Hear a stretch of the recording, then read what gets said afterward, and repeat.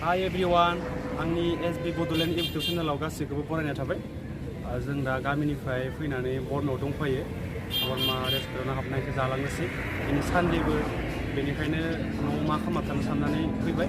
दा बरमानि नुथायखौ जों नोंसोरनो एसे खोन्थिनोसै। थौदो बिदिब्ला नायलांदो। जों दा थांसै रेस्टुरेन्टाव हाबहैनोसै जाहैनोसै।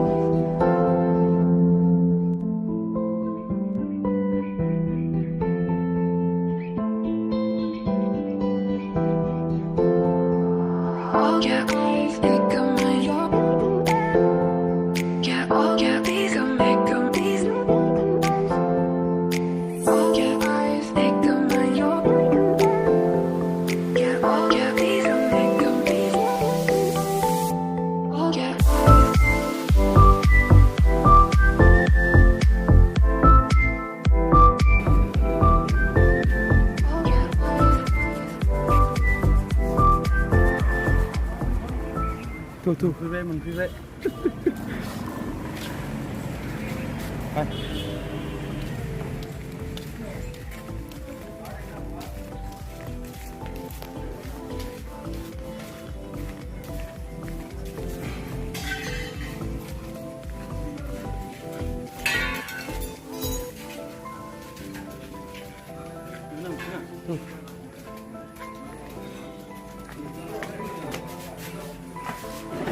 नै जों फैनानै जिरायबायानो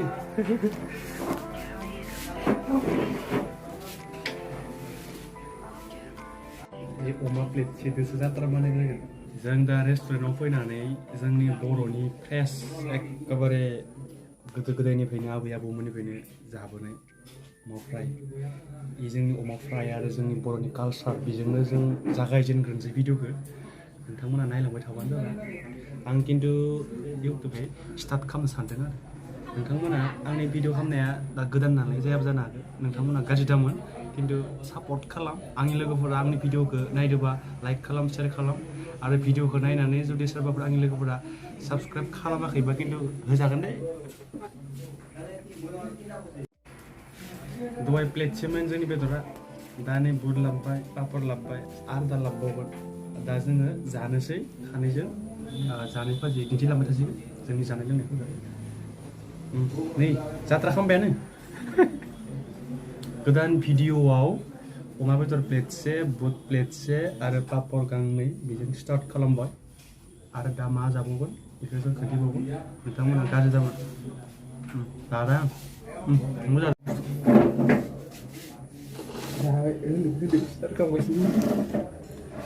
लोगोफोर जानोसै गाज्रि दामोन आंनि गोदान भिडिअआव अमा प्लेटसे आरो बुट प्लेटसे पापर गांनै बेजोंनो भिडिअखौ स्टार्ट खालामनाय जाबाय आरो दा दसे उनाव मा जायो नोंथांमोना नुबावगोन दिन्थिलांगोन जों माबाफोर जाबावोबा आरो दिनै भिडिअ'आ स्टार्ट दिनै जागायजेननाय हिसाबै जाखागोन निस्सय नोंथांमोनहा नायलांबाय थादो।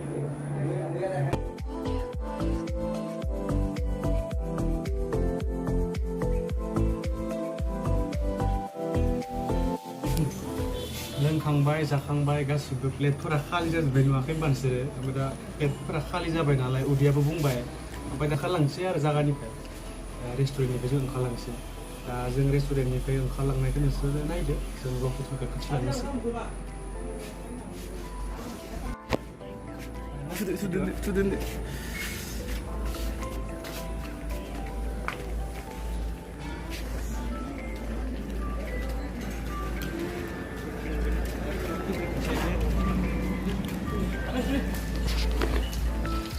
आखाइ सुनोबो जागा दङलै टेनसन गैया न' टेनसन मा नांगौ बरमायाव बिलाइ बेसे जाखो इदि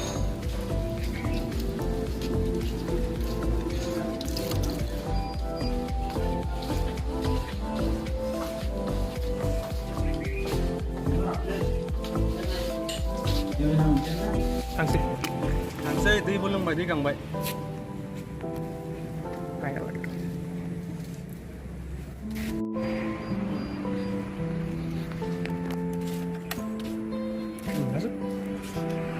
Gosla ganbay.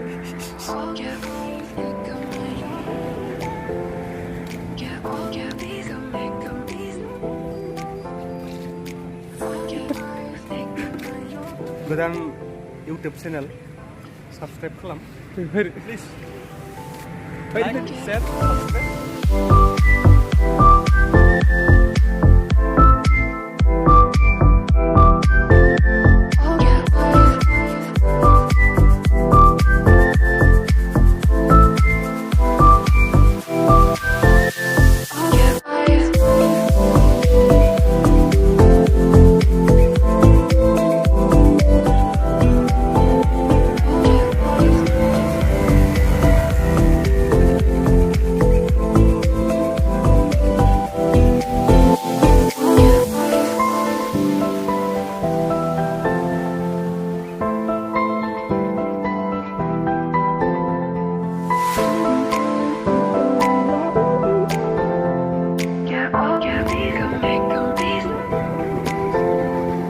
गारि सलायगासिनो दै बरमानिफ्राय दा थांगासिनो लकेसना माबायदि खोन्थाहरदों खोन्थाहर नायनानै लकेसना माबायदि आखाइ फारसेजों सलायदों आरो आखाइ फारसेजों लागासिनो खोना इमान मोजां लकेसन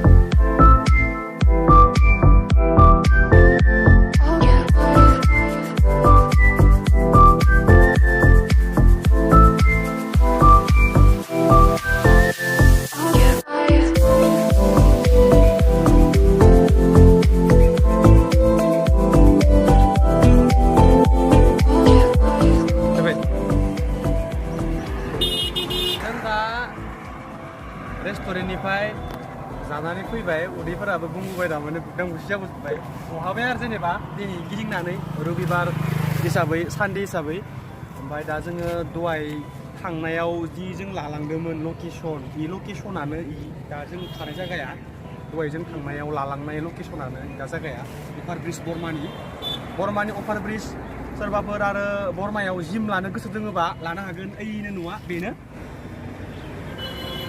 जोबोद मोजां माने बेखायनो सोरबाफोर गोसो गुदुं दङबा फैनानै लाफैनो हागोन जिमाव एडमिसन अब्ला दिनैनि भिडिअखौ बेखिनियावनो फोजोबनोसै आंनि भिडिअखौ जुदि आंनि लोगोफोरा नायदोंब्ला साबस्क्राइब शेयर लाइक खालामनो दाबाव थेंक इउ जय बर' आर्मि